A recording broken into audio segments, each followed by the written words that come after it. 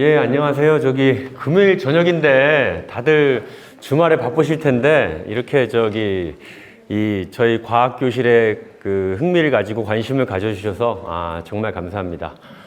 저는 가천대학교 의과대학의 홍인선이라고 하고요. 공교롭게도 저희 연구실이랑 오피스가 바로 요 옆 건물이더라고요. 그래서 먼 줄 알았는데 멀지 않아서 참 재밌게 왔습니다. 저는 주로 세미나를 하면은 주로 이제 전문적으로 연구를 하시는 사이언티스트들이랑 주로 세미나를 대부분 하는데 이렇게 일반 학생들 그리고 일반인들이랑 이제 저도 이렇게 세미나를 하고 서로 소통하는 거는 저도 흔치 않은 일이라 상당히 이제 오늘 이 자리가 저도 많이 기대되고 상당히 흥미롭습니다. 어떻게 학생들한테 어떤 내용을 어떻게 강의할까를 참 고민을 많이 했습니다. 어떻게 하면 저희 이 줄기세포라든가 아니면 바이올로지라든가 나아가서는 이 과학의 흥미를 좀 어떻게 하면 유발하고 어떻게 재미를 좀 느끼게 해줄 수 있지 않을까. 그래서 많은 고민을 했는데 오늘은 어려운 과학 얘기나 이렇다기보다도 우리가 지금 삶에서 체험하고 있는, 접하고 있는, 과학이라는 거는, 어디서부터 시작됐고, 그리고 우리가 TV에서나 이렇게 많이 들어본 줄기세포는 이게 과연 뭐고, 어떻게 연구됐고, 앞으로 이게 도대체 어떤 방향으로 연구가 진행될 것이고, 우리의 삶을 어떻게 바꾸고 어떤 영향을 미칠 것인가에 대해서 간단하게 말씀을 드리겠습니다. 여러분들 금요일 날 다들 저녁에 스케줄들 있으실 텐데 비교적 짧고 간단하게 빨리 할게요. 여기 잘 보시다시피 요거는 이제 저희 연구소입니다. 바로 여기 옆 건물이고요. 저희 설립자이신 저희 총장님의 이름을 따서 이길영 암당뇨연구원입니다. 네, 강의 내용에 대해서 간단하게 말씀드리면 세 파트로 진행을 할 예정입니다. 첫 번째로 우리가 오늘 참여한 금요과학교실에 도대체 과학이란 무엇인가, 그리고 줄기세포란 어떤 것이고 어떻게 연구가 되어 왔고, 그리고 여러분들이 이제 여기 학생들이 대부분인데 만약에 여기 계신 학생분들 중에서 미래의 이제 생명과학자로서 진로를 택하게 된다면 어떠한 내 인생의 길이 있고 어떤 분야가 있고 이런 것들에 대해서 간단히 설명을 드리겠습니다. 자, 먼저 과학에 대해서 간단하게 말씀을 드리겠습니다. 영어로 하면 이거 사이언스입니다. 사이언스. 이 과학이라는 사이언스라는 의미는 라틴어에서 왔어요. 대부분 영어나 이런 이 어원을 따져보면 주로 이제 라틴어들이 많습니다. 라틴어에서 보면 이 지식을 뜻하는, 그러니까 사이언스라는 의미는 지식을 뜻하는 이 사이언시아와 안다는 전미사인 이 사이어의 합성어입니다. 그래서 사이언스, 지식, 그리고 안다, 어떤 지식을 안다, 찾아간다, 어떤 그런 의미입니다. 우리 과학이라는 게 뭐냐면 여기 보시면 2020년 사이언스에 실린 논문입니다. 여러분들 코로나 팬데믹을 거치면서 백신들 다들 맞으셨을 겁니다. 대부분. 아주 아이들을 빼면 대부분 학생들도 그렇고 여기 성인분들도 백신을 맞으셨을 건데 이번에 모더나나 이렇게 새로 접종을 한 백신은 기존의 어떤 단백질 항원 백신이 아니고 RNA라는 유전 물질을 나노 기술과 융합해서 만든 그런 새로운 백신입니다. 그래서 우리 과학자들은요, 어떤 일을 하냐면 이렇게 세상에 등장하는, 예기치 않게 등장하는 새로운 질병들에 대응해서 이런 백신을 만드는, 그래서 2020년에 이제 이번에 그 코로나 백신을 상당히 좀 주목도가 있었는데 이렇게 백신을 만드는 그런 일도 하고요. 그리고 여기 보면 아프리카나 이런 중동의 기아 문제가 심각합니다. 그래서 우리 과학자들은 어떤 가뭄이나 아니면 병충해에 강한 종자나 품종, 곡식을 만들어서 전 세계의 기아나 배고픔을 해결하는 그런 역할도 하고요. 그 다음에 여기 보시다시피 요즘 우리나라에도 핵융합이라는 인공태양을 만드는 일들을 하고 있습니다. 쉽게 얘기하면 여러분들 전기를 생산하기 위해서는 석탄이나 석유 같은 화석연료를 많이 떼야 되는데, 여러분들 그러면 이제 여러 가지 온실가스라든가 지구에 오염을 일으키겠죠. 그래서 그걸 좀 극복하고 새롭고 깔끔한 청정한 에너지를 좀 하자는 측면에서 이제 이렇게 인공태양도 개발하고요. 그리고 저희 과학은 어디에도 쓰이냐면은 범죄 수사, 범인을 잡아내는 데도 쓰입니다. 예전에 미제 사건으로 남았지만은 시간이 지나서 진범이 밝혀지는 경우가 종종 있습니다. 예를 들어서 한 10년, 20년 전에는 그 증거품에서 DNA나 RNA를 추출하는 기술이 없었는데, 요즘은 그 기술이 생겨서 10년, 20년 후에 미제 사건도 진범을 찾아내는 그런 과학 수사에도 쓰이고요. 그리고 우리 과학자들은 여러분들을 이렇게 우주에도 데려갈 수 있는 그런 일들도 하고 있습니다. 쉽게 얘기하면 요 가운데 그림 보시다시피 이게 여러분들 잘 아시는 어벤져스일 겁니다. 세상을 구하는 어벤져스. 물론 뭐 영화에 나오는 세상을 구하는 어벤져스도 있겠지만요. 실제 과학자들은 질병으로부터, 기아로부터, 그리고 여러 가지 지구 환경 오염 문제로부터 여러분들을 지키고 지구의 미래를 이 미래의 많은 문제들을 해결하는 이런 어벤져스로서 충분히 활동을 하고 있다고 생각하고요. 자, 그러면 최초의 과학자는 누구였을까?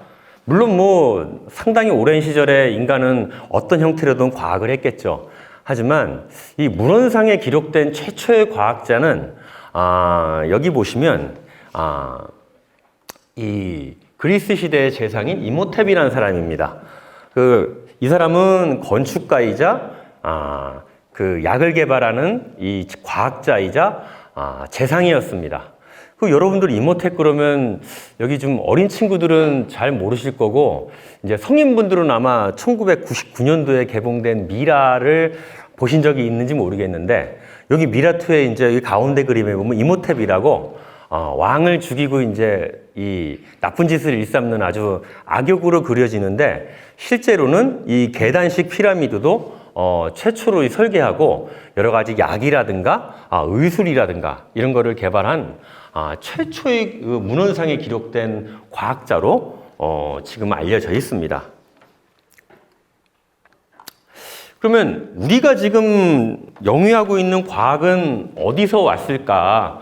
불행하게도 우리가 연구하는 공학이라든가 이 바이올로지라든가 이런 학문이요, 참 우리나라 조선시대 때나 고려시대 때 우리나라에서 했으면 얼마나 좋았겠습니까?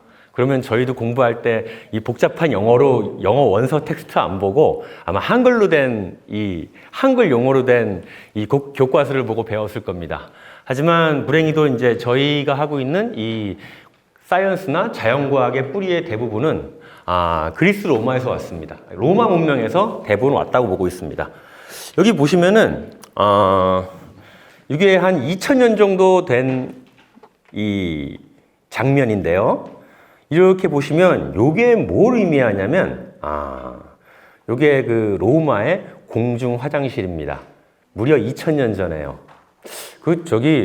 요즘 젊은 친구들은 잘 모르겠지만은 제가 이제 나이가 이제 40 후반에 접어들었는데, 제가 어린 시절에 저희 집 화장실이 이런 수세식 화장실이 아니었던 것 같습니다.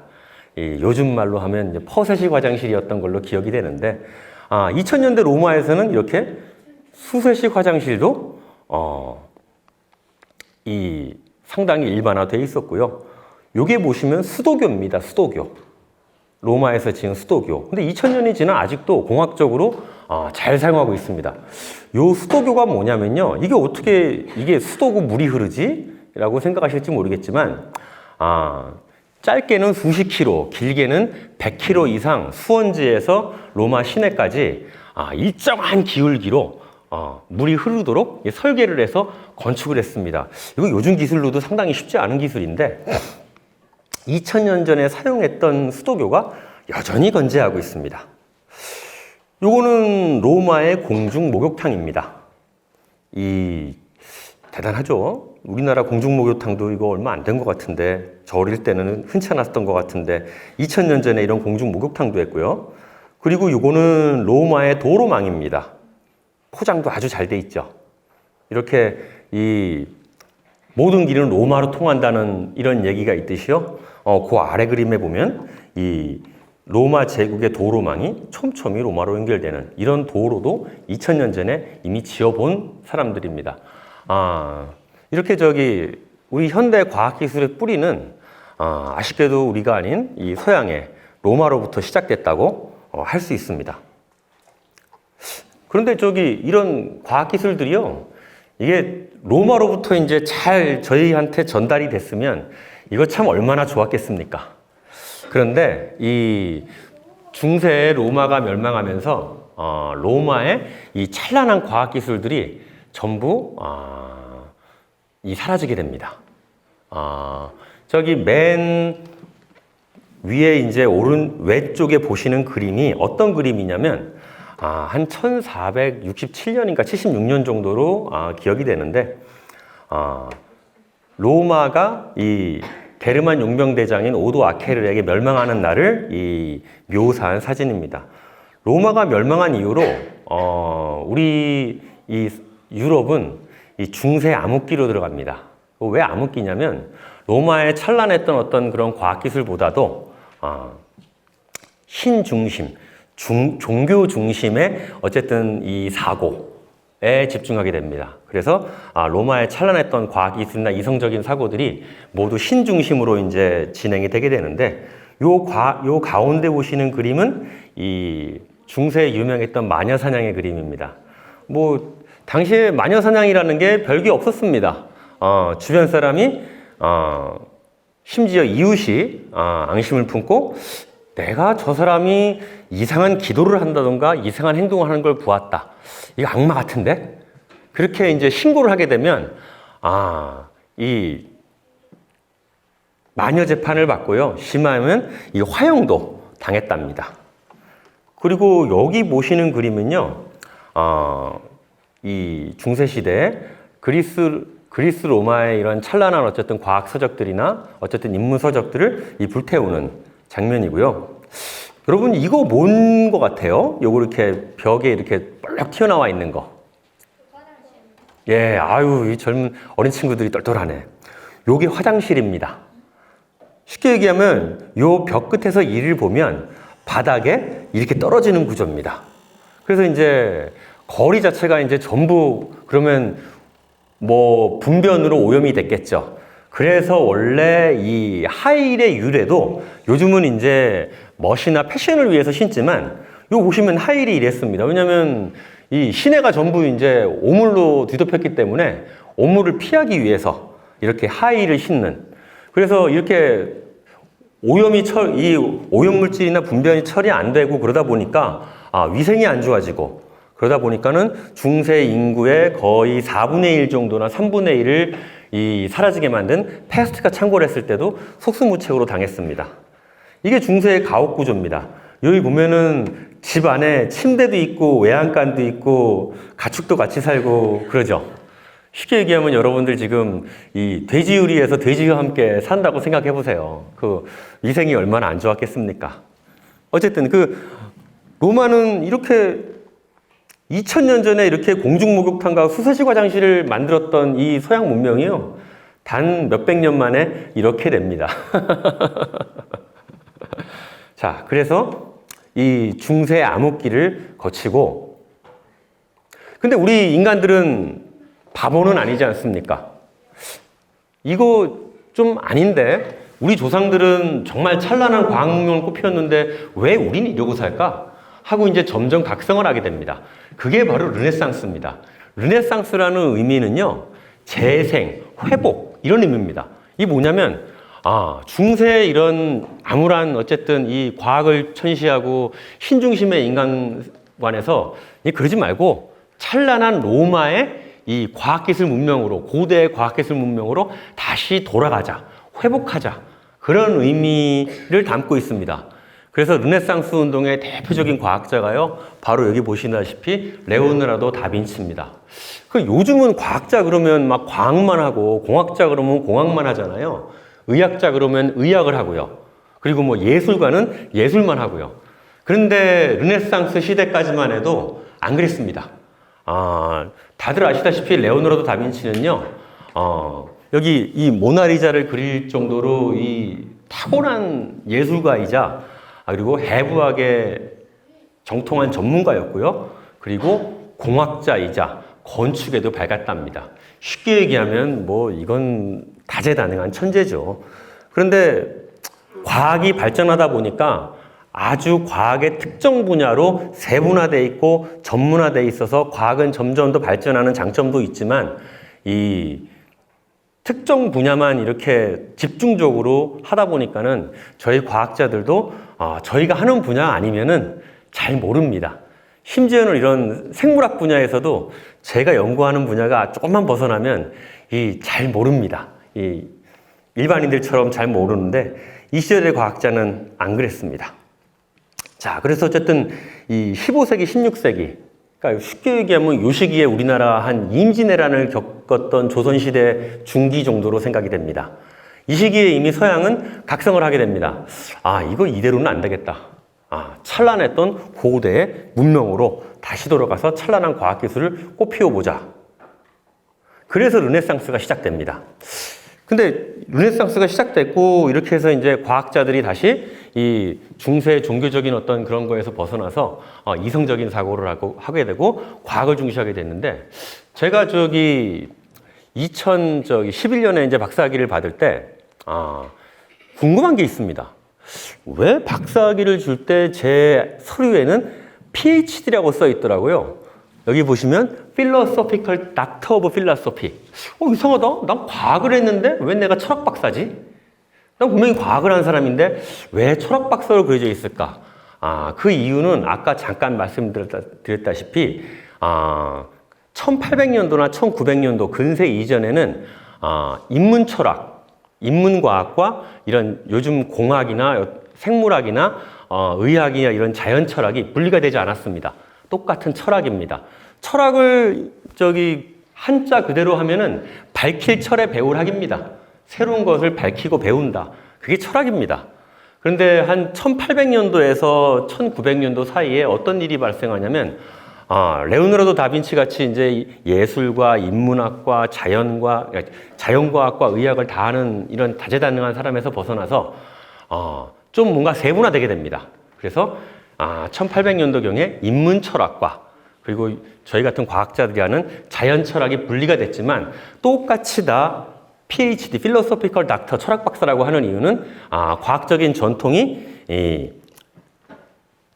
1800년도 이전에는 동일하게 전부 과학자로 이렇게 분류가 됐기 때문에 이렇게 하고요. 그리고 박사학위를 받으면 여러분들 이제 요런 옷을 입고 이제 세레머니를 하는데, 요 옷의 유래는 아무래도 여기 어머니 아버님들은 대학들 다 졸업하셨을 때 이제 한 번씩 졸업식 때 입어보셨던 이 졸업가운, 요게 유래가요 12세기경 중세 대학의 성직자들의 외출복입니다. 이 카파 크라우사라는 외출복에서 유래했다고 합니다. 어쨌든 뭐 여담으로 알려드렸고요.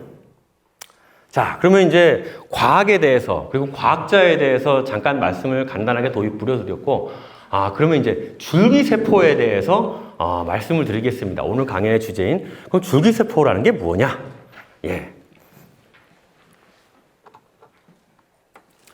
줄기세포에 대해서 얘기하기 전에요. 그러면 세포라는 거를 먼저 말씀드리겠습니다. 우리 몸은요, 하나하나의 세포로 되어 있습니다. 그런데 이 세포라는 게, 여기 보시면 이 로버트 훅이라고 1866년도에 최초의 현미경을 발견하게 됩니다. 이 현미경이라는 게 요즘 수준으로 보면 뭐 거의 장난감 수준인데, 아마 지금 이 친구들이 갖고 노는 어린 친구들이 갖고 노는 장난감 현미경도 아마 이 수준에 아마 거의 비스무리했지 싶습니다. 최초의 현미경을 이 옥스퍼드에서 개발을 합니다. 그래서 이 로버트 훅이라는 사람이 이 코르크 있죠. 여러분들 와인의 병 마개가 이제 코르크인데 그 코르크를 이렇게 잘라봤더니 이렇게 격자형 무늬가 나왔답니다. 그래서 셀이라고 명명했습니다. 셀이라는 게 의미는 이 라틴어에서 셀룰라, 그래서 셀루아, 그래서 이제 요 방, 조그만 방, 이런 거를 의미하는 이 단어라고 합니다. 그래서 이제 셀을, 세포라는 거를 1860년도에 최초로 밝혔습니다.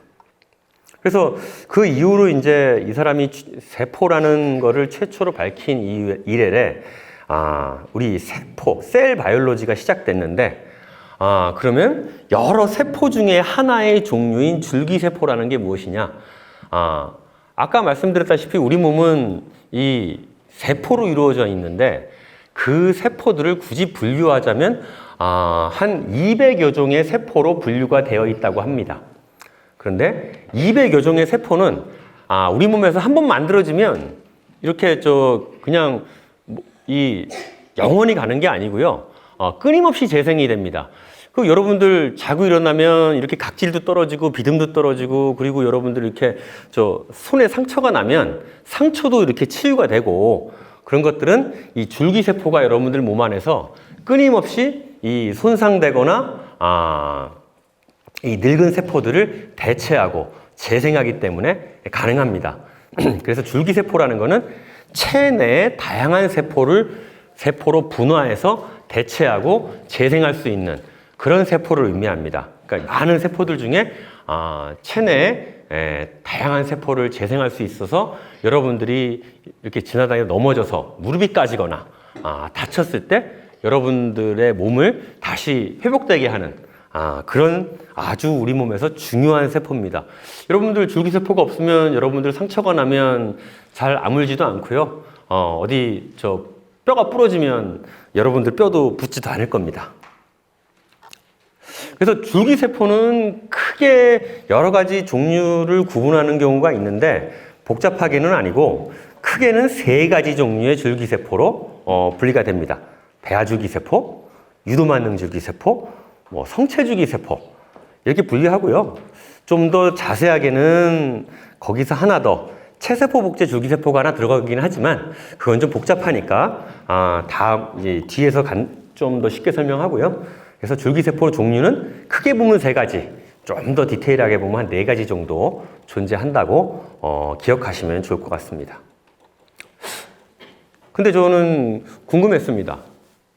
제가 원래 줄기세포를 연구하는 사람은 아니었고요. 제가 박사 때까지만 해도 내분비를 전공하는 사람이었는데, 어떻게 하다 보니까 한 15년 전에 우연히 줄기세포를 전공하게 됐습니다. 줄기세포를 처음에 시작할 때 궁금한 게, 왜 체내에서 조직을 재생하고 복구하고 회복시키는 능력을 갖고 있는 세포를 줄기세포, 스템셀이라고 명명했을까? 재생세포라고 할 수도 있고 치료세포라고 할 수도 있는데 왜 줄기세포? 이런 궁금증이 들었습니다. 그래서 한번 찾아봤습니다. 바로 줄기세포라는 것을 최초로 명명하신 분이 바로 요 분이시더라고요.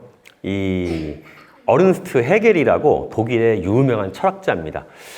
여러분들 혹시 예전에 변증법적 유물론이라는 어쨌든 그런 용어를 들어보신 적이 있나요?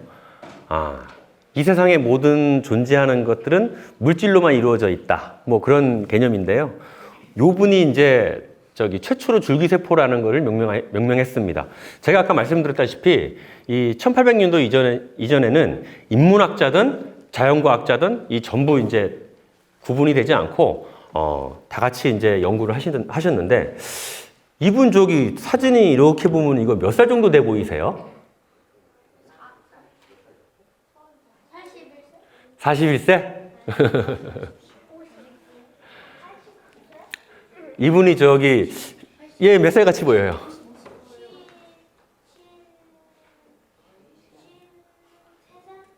53살? 예, 제가 말씀드리면은 이분이 그래도 한 150년 전 사람인데 150년 전에는 28살도 이렇게 늙어 보였던 모양입니다. 그래서 이분이 이제 어른스트 헤겔이라는 분이 스템셀이라고 명명했을 때 이 독일 분이세요. 그래서 스템셀이라는 건 스템밤, 독일에서의 가계도 패밀리 트리, 우리도 쉽게 얘기하면 족보입니다. 그래서 여기서 보면 여기에 이제 할아버지가 있고 아버지가 있고 뭐 내가 있고 뭐 손자가 있고 이렇게 쭉 해서 이제 이런 패밀리 트리 이 개념이 이제 독일의 스탄밤인데 이 어른스트에게는 철저한 다윈의 신봉자였습니다. 그래서 이 줄기세포를 요즘 개념의 이제 다른 여러 가지 치료세포가 분화되고 그런 개념이 아니고 진화적으로 이해했어요. 그래서 이 세상에 존재하는 모든 생물의 기원이 되는 세포가 있었을 것이다. 그게 바로 요 밑에 있는 스템셀이고 그 스템셀로부터 미생물도 나오고 식물도 나오고 동물도 나오고 사람도 나왔을 것이다. 이런 개념으로 이해를 했던 것이 어른스트 헤겔인데요. 어찌 보면 좀 요즘으로 치면 좀 잘못된 개념이었는데 그래도 과학에서는 최초로 명명을 이렇게 한번 누군가 해버리면은 이거 바꾸기가 거의 불가능합니다. 자, 그러면 현대적인 의미의 줄기세포라는 어떤 개념을 누가 최초로 했냐면 이 크라우디스 리가드라고 이분이 프랑스 학자입니다. 1901년도에 아주 간단한 실험을 합니다. 여기 생지 고환에다가 방사선을 쫙 쪼입니다. 그러면 이 여러분들 정자를 만드는 줄기세포가 여기 있는데 방사선에 의해서 정자를 만드는 줄기세포가 죽고 그래서 이 정자가 형성이 안 돼서 불임이 되는 요런 실험을 하게 됐습니다. 그래서 요런 실험을 하다 보니까 이 체내에 정자를 만드는 이 정자에 대한 줄기세포가 있겠구나 라고 이 최초로 이제 이 현대적인 의미의 줄기세포를 발견하신 분, 요 분입니다. 그래서 여기 논란이 좀 있습니다. 그래서 여러분들 저 핸드폰을 좀 이렇게 저기 생식기관 옆에 이렇게 두는 거, 뭐 누구는 어느 분은 뭐 그렇게 좋지 않다고 하시는 분도 계시고요. 또 어느 분은 뭐 핸드폰 정도의 전자파면 뭐 크게 생식 능력에는 별 지장이 없다. 라고 이렇게 하시는 분도 있으시고 그래서 현재는 이게 지금 많이 논란이 되고 있는 상황입니다. 예, 그 다음에 다음번에 소개해 드릴 분이 성체줄기세포의 아버지이자 현재 골수이식 있죠, 여러분들? 여러분들 드라마에 보면은 막 내가 백혈병에 걸리면 친척이나 가족들한테 골수이식을 받잖아요. 현재의 골수이식을 가능하게 만들어 주셨던 분입니다. 이분들 프랑스 학자들이신데, 캐나다 과학자들이신데, 요분들 아직 노벨상 못 받으셨어요. 그래서 참, 나 이분들 한번 받으셨으면 좋겠는데, 이 제임스 티라고 어른스트 매크러치라는 분입니다. 줄기세포 여러 종류 중에 실제 우리 몸에 존재해서, 여러 가지 손상된 조직이나 상처를 치유하는 데 핵심적인 역할을 하는 게 바로 이 성체줄기세포인데 그래서 현재 골수이식도 결국 이분들 때문에 가능했습니다. 근데 이분들이 이 골수줄기세포를 최초로 발견했는데 이분들이 골수줄기세포를 발견하는데 이 일본 친구들이 아주 본의 아니게 기여를 하게 됩니다. 2차 대전 당시에는 이제 2차 대전 당시입니다. 2차 대전 당시에 이제 태평양 전쟁에 미군들이 이제 태평양에서부터 이제 일본 본토까지 일본을 압박해서 들어갑니다. 그래서 미 해병 정예 1사단이 이 오키나와라는 섬을 점령을 하게 됩니다. 근데 오키나와라는 섬이 미군들이 점령을 하긴 했는데 이 일본군의 저항이 워낙 강해서 이 미국이 자랑하는 정예 1사단 병력의 40% 정도가 전투불능 상태에 빠집니다. 그래서 당시에 메가더 사령부는 이 조그마한 섬 하나 먹는데도 이렇게 피해가 컸는데 일본 본토를 다 점령하고 이 컨트롤 하려면 어느 정도의 병력이 필요할까? 그래서 메가더 사령부에서는 계산을 해봤답니다.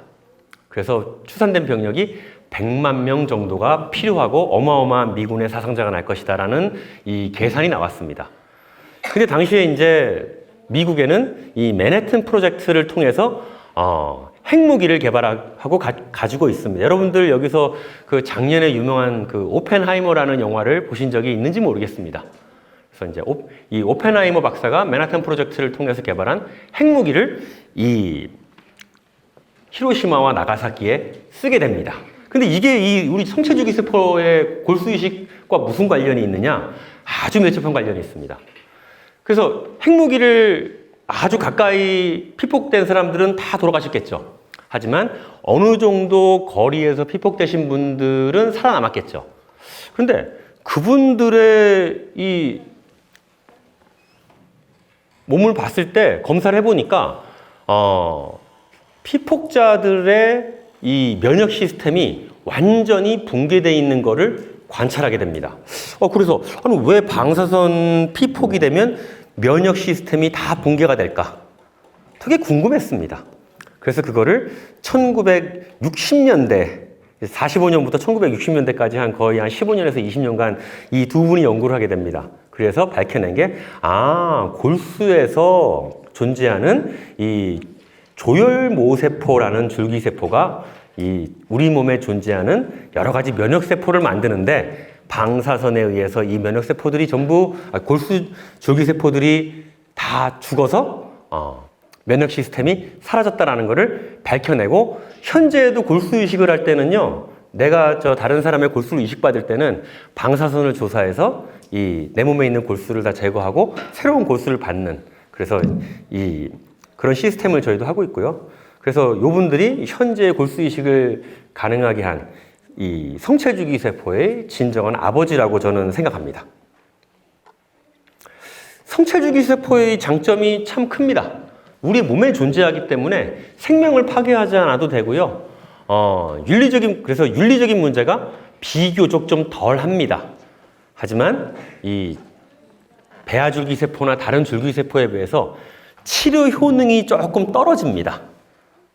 그래서 이 장점은 윤리적인 문제도 없고, 줄기 세포를 내가 체내에 이식했을 때 안전성의 문제가 크지 않습니다. 암을 유발할 줄기세포를 또 이렇게 체내에 이식하면 그 줄기세포가 암으로 전환이 돼서 우리 몸에서 암을 일으키기도 하는데, 그럴 어떤 위험도가 상당히 적고 그런 장점이 많은데 치료 효능이 좀 많이 떨어지고요. 체내에 0.01에서 0.001% 아주 극소수 존재합니다.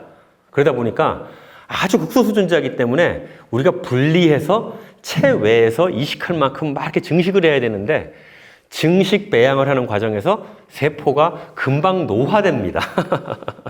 그런 단점이 있는 세포입니다. 자, 그럼 우리 과학자들은 항상 대안을 찾는 사람들입니다. 성체주기 세포가 많은 윤리적인 문제도 없고 비교적 안전하고, 그래서 치료 목적으로 사용도 많이 할 수 있는 장점이 있는 반면에 이거 조금 이 치료 효능이 좀 떨어진다는 한계가 있습니다. 그래서 과학자들의 대안으로 배아줄기 세포, 1998년도 위스콘신 대학의 제이미 톰슨이라는 분이, 이분이 수의사입니다. 이분이 아주 간단한 실험을 하게 됩니다.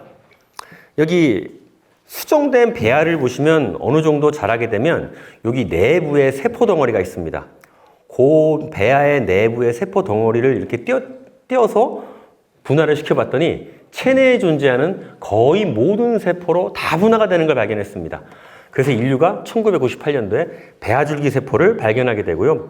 요걸 이제 사이언스라는 이 논문에 이분이 게재를 하게 됩니다. 그래서 그러면 체내 모든 세포로 다 분화될 수 있는 배아줄기 세포가 나왔으니 이제 우리는 모든 인류의 질병은 이걸로 다 정복이 될 거라고 처음에는 오해를 했죠.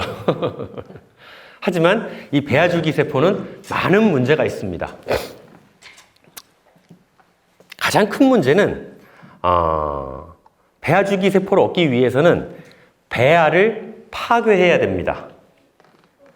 여기 보시다시피 이런 배아의 내부 세포계로부터 배아 세포를 얻습니다. 그러면 내부 세포계로부터 배아를 추출하면 이 배아는 쓸 수 없게 되는 배아가 되는 겁니다. 이 배아가 잘 착상만 되면 여러분 같은 하나의 이 인간으로서 발생을 할 수 있는 그런 잠재력이 갖고 있는 배아입니다. 그래서 치열하게 과학자들이 논쟁을 합니다. 과연 이 배아를 생명으로 볼 것이냐 말 것이냐. 어떤 과학자는 이렇게 얘기합니다. 이건 생명이 아니고 의식을 갖고 있지도 않고 그렇기 때문에 이거는 하나의 세포 덩어리로 봐야지 생명으로 볼 수 없다 하는 과학자가 존재하는 반면에, 아니다, 이 배아가 착상만 잘 되고 자궁의 착상만 잘 된다면 충분히 하나의 완전한 인간으로 발생을 할 수 있기 때문에 이거는 성체로 봐야 된다. 예를 들어서 여기 조그만한 아이가 있고 어른이 있지만 이 조그만한 아이가 잘 10년간, 20년간 크면 저 같은 성인이 될 수 있잖아요. 그런데 이 비록 작다 그래도 이 완전한 인간이 아닌 건 또 아니지 않습니까? 그래서 이 치열하게 이 과학계에서 논쟁이 붙습니다. 그래서 배아줄기 세포는 이 윤리적인 문제가 가장 큽니다. 여기 보시면 이제 재미난 만화 하나 소개시켜 드릴게요. 여긴 천국의 문입니다. 천국의 문을 지키는 천사죠. 그리고 여기는 이제 어릴 때 죽은 아이가 천국에 갑니다. 그래서 이런 말을 합니다. 너 왜 왔어? partial birth abortion? 이렇게 얘기합니다. 너 임신 중절이니? 이렇게 물어봅니다. 너 임신 중절로 죽었어? 이렇게 얘기합니다. 이렇게 물어봤을 때 이 아이는 no, 스템셀 리서치. 스템셀 리서처들이 날 죽였어. 이렇게 얘기를 합니다. 그리고 요 보면 이렇게 나옵니다. If stem cell researcher kill me before I wake up, I pray the Lord my soul to take. 만약 스템셀 리서처들이 내가 태어나기 전에 나를 죽이면 제 영혼이라도 좀 받아주세요. 이렇게 배아줄기 세포의 윤리적인 문제가 첨예하게 대립이 됩니다. 그리고 이 배아줄기 세포의 윤리적인 문제뿐만이 아니고 배아줄기 세포는 체내의 모든 세포로 다 분화할 수 있는 분화 능력이 있다고 말씀드렸잖아요. 그런데 아쉽게도 줄기세포의 분화 능력과 안전성은 반대로 갑니다. 그래서 줄기세포의 분화 능력이 큰 만큼 체내에 이식됐을 때 암으로 전환될 가능성이 높습니다. 그래서 치료 효능이 큰 줄기세포, 배아줄기세포나 유도만능 줄기세포를 이식받으면 분화는 잘 되고 치료는 좀 더 도움이 될 수도 있겠죠. 하지만 성체줄기세포와 다르게 암으로 전환될 수 있는 이 안전성이라는 게 상당히 많이 떨어집니다. 그래서 여러분들 이거죠. 제가 치매가 걸렸는데 그럼 배아줄기세포로 제 이 손상된 뇌세포를 치료하겠다. 그러면 저는 고민을 하게 되겠죠. 그러면 내가 치료를 안 하면 치매로 죽을 수도 있고, 만약에 이 배아줄기 세포로 치료를 받으면 내가 내 몸에 이식한 배아줄기 세포가 암세포로 전환돼서 암으로 죽을 수도 있겠고. 자, 이게 선택의 문제겠죠. 그래서 여러 가지 이제 배아줄기 세포는 여러 가지 치료 능력이 뛰어난 만큼 반면에 윤리적인 문제와 암을 일으킬 수 있는 안전성의 문제가 있습니다. 또 배아줄기 세포는 지금 보시는 이런 문제가 있습니다. 여러분들, 우리 인간은요, 우리 과학자들은 인간 배아도 조작을 해서 유전적인 성향도 마음대로 바꿀 수 있습니다. 기술적으로는요. 이거는 웬만한 과학자들이 윤리적인 문제로 저희 같은 경우는, 아니면 미국이나 저희 같은 경우는 쉽게 도전을 못하는 어쨌든 영역이었습니다. 그런데 이 부분을 아주 용감하게 도전하신 과학자가 한 분이 계십니다. 중국의 이 남판과학대학의 이 허젠 쿠이 교수입니다. 자, 그분의 사진은 제가 이제 올리지는 않겠고요. 그분이 이제 어떤 일을 하셨냐면, 어머니나 아버지 한 분이 에이즈 환자였습니다. 그래서 아버지가 에이즈 환자였나 어머니가 에이즈 환자였나 정확히 기억이 나지 않는데 부모 중에 한쪽이 에이즈 환자였습니다. 그런데 이제 이 어머니가 임신을 하게 됐는데 이 어머니는 걱정을 하셨겠죠. 그러면 우리 애도 에이즈 환자로 태어나는 거 아닐까? 그렇게 해서 이제 걱정을 하셨겠죠. 그래서 그분의 걱정을 덜어드린 사람이 바로 이 중국의 이 허젠 구이 교수입니다. 유전자를 조작해서 에이즈에 걸리지 않는 사람을 만듭니다.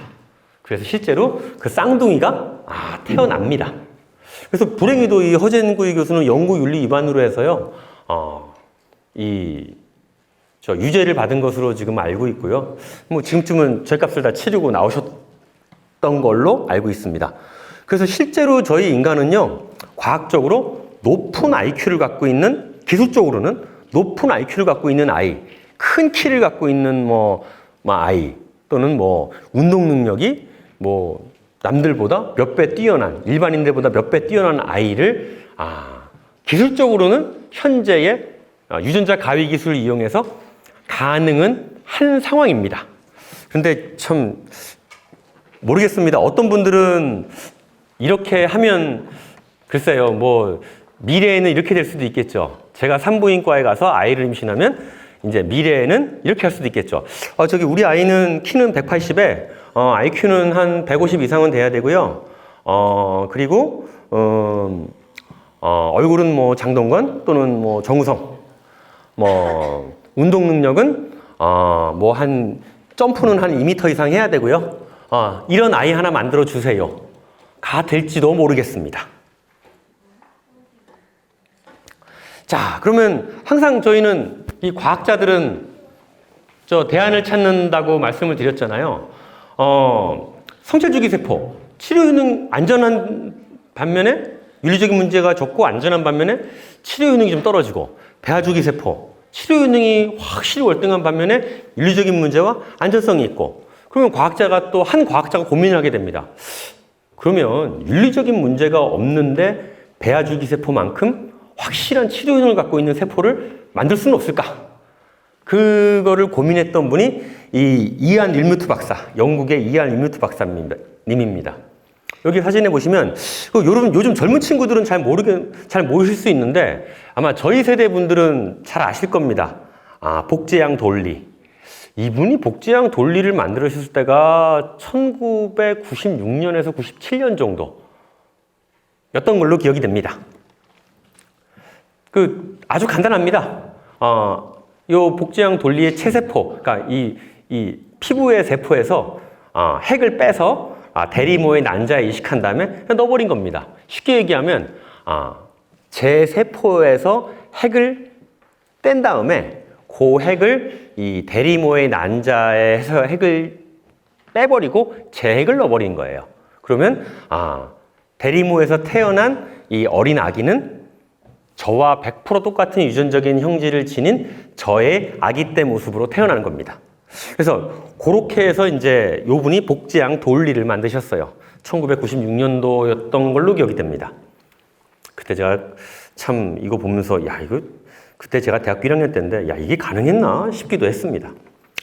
그런데 사람들은 그때 의심을 하게 됩니다. 이 복제 과정, 그러니까 복제를 해서 하는 과정이 기술적으로 순탄하진 않았습니다. 수많은 실패를 거듭했고 성공률이 극도로 낮았습니다. 그리고 영장류는 불가능하다고 결론을 낸 과학자도 있었습니다.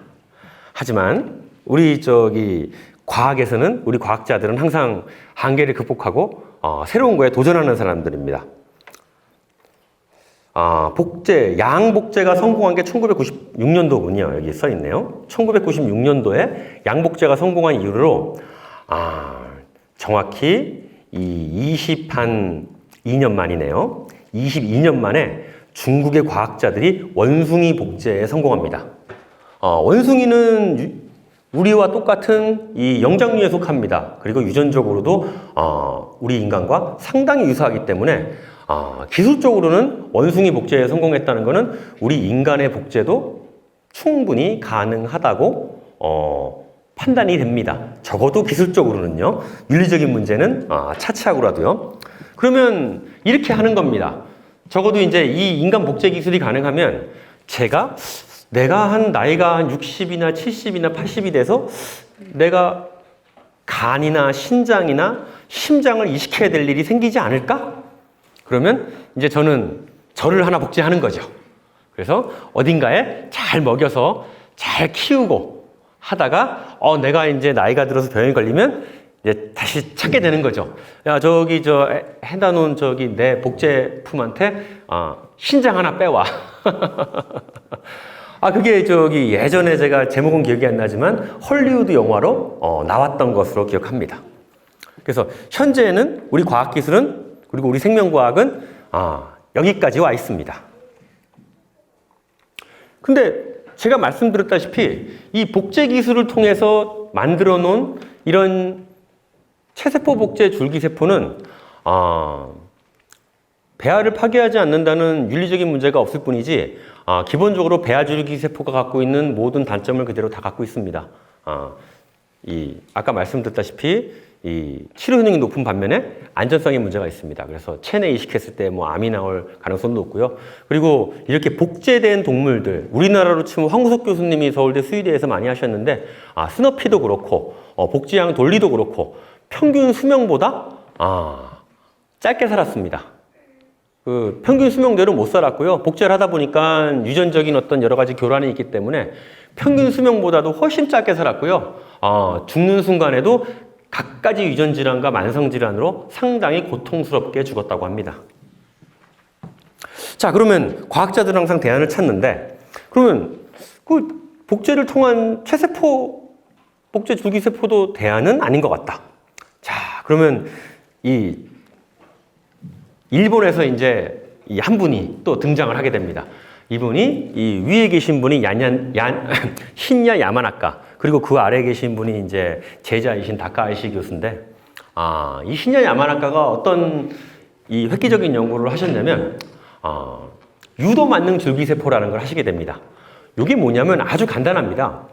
이 피부에 존재하는 이미 다 늙은 줄기세포도 아니고, 이 피부에 존재하는 이미 늙고 분화된 일반 세포를 하나 떼어내서 4가지 유전자를 삽입을 해서 배아줄기 세포 정도의 거의 모든 세포로 분화할 수 있는 이 유도 만능 줄기 세포를 개발하게 됩니다. 센세이션했죠. 쉽게 얘기하면은 80대 노인을 어린 갓난아이로 세포 수준에서 되돌려 버린 겁니다. 대단한 기술이었죠. 그래서 이분이 이 논문을 대단하게 셀에 그 네이처 셀 사이언스와 이 3대, 이 전 세계 3대 저널이라고 합니다. 저희는 네이처 셀 사이언스인 3대 저널에 이 셀에 이제 2006년에 실으셨고요. 그 다음에 다카하시라는 분이 이제 이건 마우스 쥐에서 했고 사람에서 한 걸 2007년에 이제 이렇게 실게 되십니다.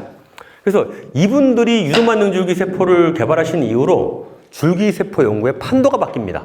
전부 뭐 줄기세포 학회 가보면요, 전부 이제 야마나카의 이런 방식을 전부 따라 하더라고요. 그래서 야마나카는 4개 유전자를 넣고 했으면 나는 3개만 넣어도 됐어. 아니야, 나는 2개만 내도 됐어. 어떤 분은 심지어 난 1개만 넣어도 이걸 했어. 그래서 이제 되게 이제 줄기세포 연구의 판도가 이분으로 바뀌게 됩니다. 그래서 이분이 노벨상을 타셨죠. 그래서 아까 말씀드렸다시피 이 90의 이 노인분을 아주 젊은 어린아이로 되돌리는 게 그 사건이 바로 이런 이 유도만능 줄기세포의 개발입니다. 근데 유도만능 줄기세포도 결국은 이 단점을 극복하지 못했습니다. 야마나카라는 분이 넣었던 그 4개의 유전자는 좋게 얘기하면 역분화인자지만 좀 더 냉정하고 나쁘게 얘기하면 바람 유전자입니다. 옥토퍼스, 삭스투, 나노고, 시믹이라는 4개의 유전자는 암을 유발하는데 아주 크리티컬한 역할을 하는 바람 유전자입니다. 좋게 얘기하면 유도만능 줄기세포지만 나쁘게 얘기하면 거의 뭐 캔서 스템셀 수준이라고도 할 수 있습니다. 근데 요즘은 이제 여러 과학자들이 이 유도만능 줄기세포의 이 발암성을, 암을 유발하는 성질을 많이 죽이고 낮추는데 많은 연구를 진행을 지금 하고 있고요. 하지만 여전히 이 안전성에 문제가 많은 세포입니다.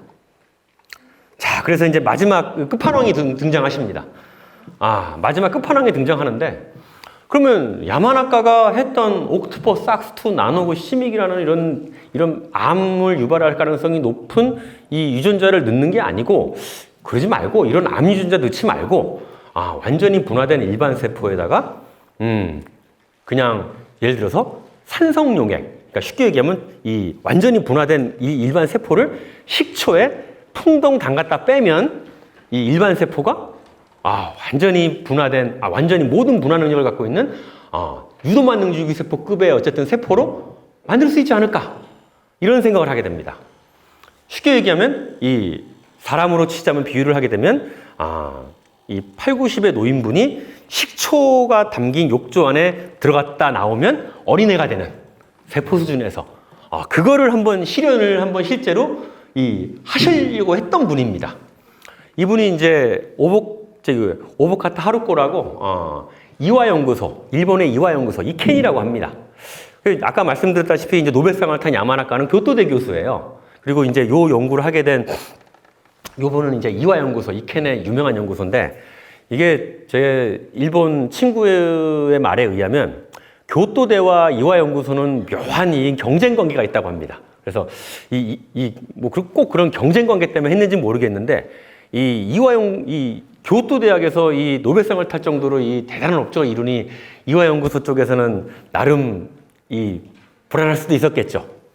그래서 결국은 그 불안함이 사고를 치게 됩니다. 이 논문이 발표됐을 때가 제가 이제 그날 일요일이었던 걸로 기억이 됩니다. 제가 그때 당시에 서울대에서 연구교수를 하고 있었는데, 저녁 때 전화가 부인학교 올립니다. 그래서 후배들한테 전화가 와서, 박사님, 그 논문 보셨어요? 그게 가능해? 야, 이거 되면 대박인데? 진짜? 그래서, 야, 이거 진짜 되겠냐? 야, 이거 되면, 근데 이게 실린 게 지금 네이처지 않습니까? 그래서, 야, 네이처에서 만만히 받아줬겠냐? 뭔가 근거가 있고 증거가 있을 것이다. 그래서 전 세계적으로 모든 줄기세포 연구자들이, 모두는 아니지만 상당수의 많은 줄기세포 연구자들이 이 논문에 대한 재현 실험을 하게 됩니다. 서울대 이제 저희 연구실도 이 논문에 대한 재현 실험을 했는데 6개월간 진행하고 저희는 포기했습니다. 야, 이거 안 된다. 이거 안 돼. 사람 불러야 돼. 이렇게 해서 이제 저희는 포기를 하게 됐는데, 저희가 포기한 것 뿐만이 아니고, 전 세계 모든 과학자들이 야, 이거 재현 안 된다.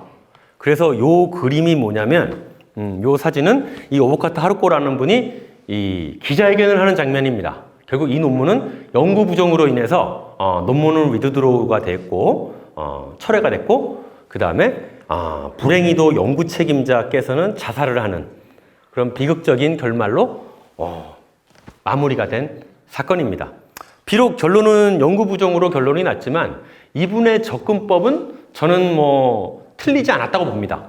왜냐하면 이 바람 유전자를 외부, 발암성이 높은, 암을 유발할 가능성이 높은 외부 유전자를 도입하는 방식이 아니고 어쨌든 어떤 제3의 방식으로 이 모든 세포로 분화할 수 있는 치료 효능을 갖고 있는 줄기세포를 만들려고 시도한 거는 상당히 의미 있고 가치가 있는 일이라고 생각을 합니다. 하지만 그 방법이 이제 연구 부정으로 결말이 지어진 거에 대해선 상당히 안타까운 현실입니다. 자, 그래서 아까 얘기했다시피 줄기세포의 치료 효능이 높으면 안전성이 떨어지고, 안전성이 떨어지면 치료 효능이 높고, 이게 줄기세포의 딜레마입니다. 자, 그러면 이 줄기세포에 대해서 이제 간단하게 설명을 드렸고요. 앞으로의 줄기세포는 이런 쪽으로 연구를 많이 될 겁니다. 치료 효능은 높지만 암을 유발할 가능성이나 이런 염증을 유발할 가능성이나 안전성은 높이는, 치료 효능도 높이고 안전성도 높이는 그런 연구들을 이미 많이 하고 있고요. 그리고 저는 과학자로서 저희 과학을 낙관적으로 봤을 때, 그리고 항상 대안을 찾고 돌파구를 마련하는 사람으로 봤을 때 언젠가는 충분히 해결이 되리라고 생각합니다. 여러분들, 저희 어릴 때는 도저히 상상도 못하던 일들이 지금은 가능하지 않습니까? 옛날에 저희 어렸을 때 제가 과학 잡지, 만화로 된 과학 잡지를 보면요, 미래에는 이런 모습이다라고 그려지는 게 대개 이제 화상으로 얼굴을 보면서 전화를 하고, 그리고 이 자동차를 타면은 자동차가 스스로 자율주행을 하고. 근데 여러분들, 요즘 100% 자율주행은 아니지만 새로운 신차들은 대부분 자율주행이 되고요. 물론 기술적으로 가능하지만 법적 규제 때문에 못하고 있다고 합니다. 그래서 실제로 30년 전에 저희가 꿈꿔왔던 그런 세계들이요, 지금은 상당히 많이 구현이 되고 있습니다. 그래서 저도 충분히 저희 과학자들은 언젠가 이런 줄기세포의 여러 가지 문제점들을 극복하고 해결해서 여러 가지 질환에 사용할 수 있다고 생각을 합니다.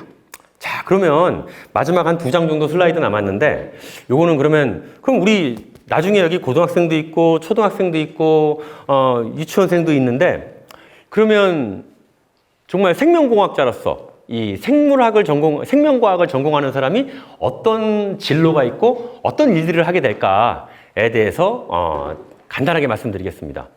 물론 여러분들 요즘 여기 고등학생도 있지만 다 의대 가고 싶죠? 요즘은 그러더라고요. 전국에 의대부터 채우고 서울공대 채운다고. 그리고 서울대에서 가장 많이 듣는 교양 과목이 뭔지 아십니까? 서울대에서 가장 많이 듣는 교양 과목이요, 수학이랍니다. 그러면 고등학생들이, 여러분 중에 고등학생 있잖아요, 그쵸?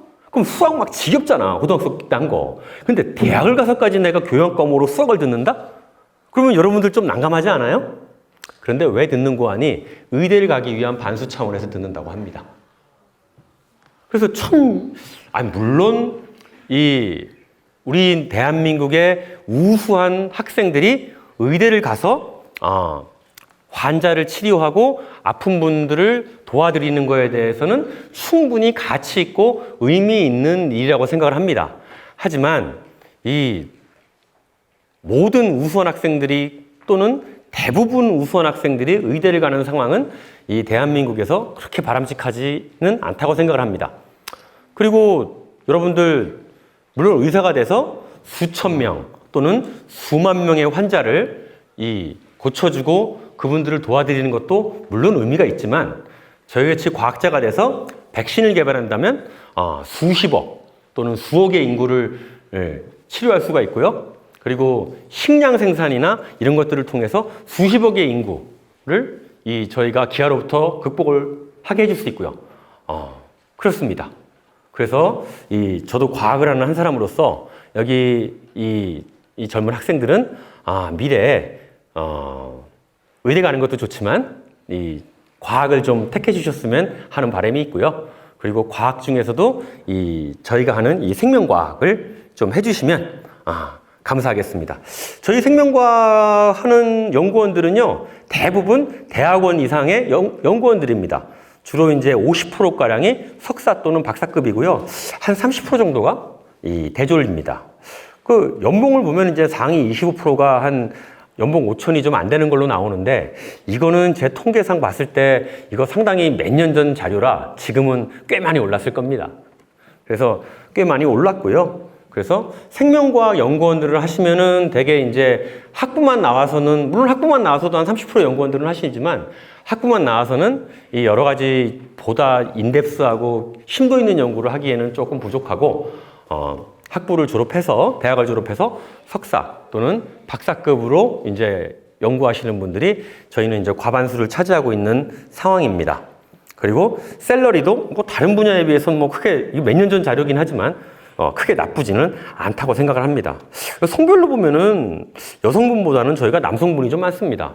그래서 근데 참 저희도 이게 이해가 잘 안 갔던 게, 저희는 대학원생이나 연구원들은 대부분 이 여학생들이 오는데 도대체 이 통계는 어디서 나온 통계인지 잘 모르겠습니다.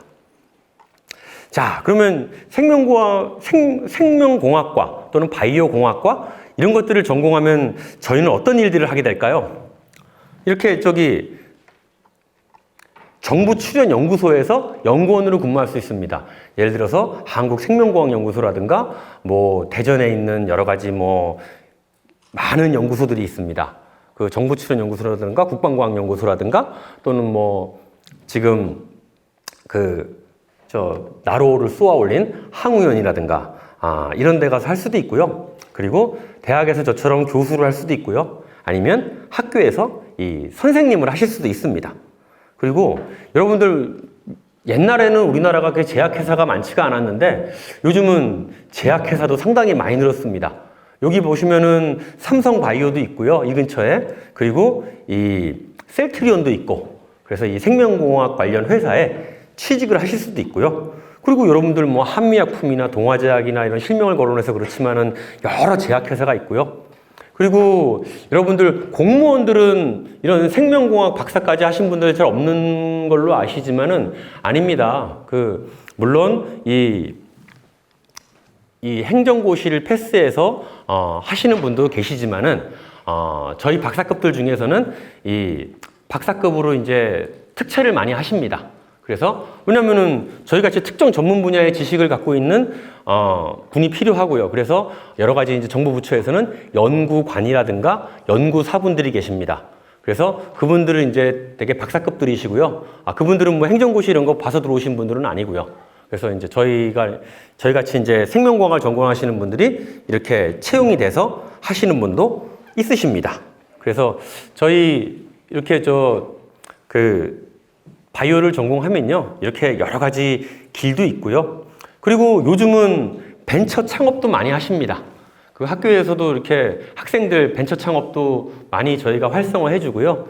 그래서 나는 뭐 취직해서 남의 밑에서 일하기 싫다. 나는 뭐 우리 사장 돈 벌어주느니 차라리 내가 회사를 차려서 돈을 벌겠다 하면 이렇게 생명공학을 전공하신 분들이 이 벤처도 차려서 하게 됩니다. 자, 그리고 요거는 이제 마지막 슬라이드인데요. 제가 저희 학생들한테 많이 보여주는 자료입니다. 그리고 제가 어디 이제 학생들이 많은 세미나 자리에는 항상 발표하는 이 그림입니다. 아까 말씀드렸다시피 유도만능줄기 세포를 개발한 야마나카 신야라는 분입니다. 근데 야마나카 신야 이분이 유도만능줄기 세포 만들어서 노벨상을 좀 단독으로 받으셨으면 좋겠는데 아쉽게도 요 옆에 있는 존 거던이라는 영국분입니다. 이 존 거던하고 공동 수상을 하게 되십니다. 왜 그러냐면 야마나카 당신이 만든 방식은 이미 존 거던이 옛날에 개구리의 핵을 치환하는 실험을 통해서 이미 예전에 한번 그 기본 아이디어는 이미 이 사람이 먼저 했어. 그래서 당신이 한 것도 참 뭐 밸류어블하고 가치가 있지만 이분과 공동 수상을 해라. 그래서 이제 이 노벨상을 이 존 고던과 야마나카가 공동 수상을 하게 됐는데, 그러면 그거랑 요 성적표랑 무슨 관계가 있느냐? 자, 여러분들 이거 잘 안 보이시죠? 그래서 이 존 고던이라는 분이 그때가 제가 2012년경에 울산 과기대로 기억이 됩니다. 울산 과기 유니스트에 노벨 렉처라고 강의를 한국에 오시게 됩니다. 그때 제가 이제 강의를 들으러 갔는데 이분이 강의 말미에 이 슬라이드를 직접 띄우셨습니다. 이 슬라이드가 뭐냐면 여기 보면 위에 사이언스 리포트 이렇게 써 있죠.